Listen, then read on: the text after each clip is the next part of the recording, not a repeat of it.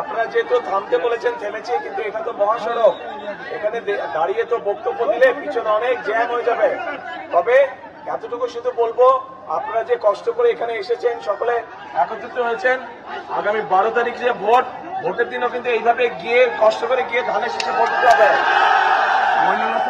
আমার বাবা, আমাদের এখানে প্রার্থী হচ্ছে মইনুল হোসেন সাদিক, ডাক্তার সাদিক চিনেন তো?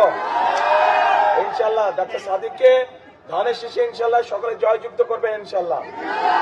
ও ঠিক আছে, আজকে আর কথা বলবো না, ইনশাল্লাহ ভবিষ্যতে আবার আসবো আমি, তখন সময় নিয়ে আপনাদের সাথে কথা বলবো। আসসালামু আলাইকুম।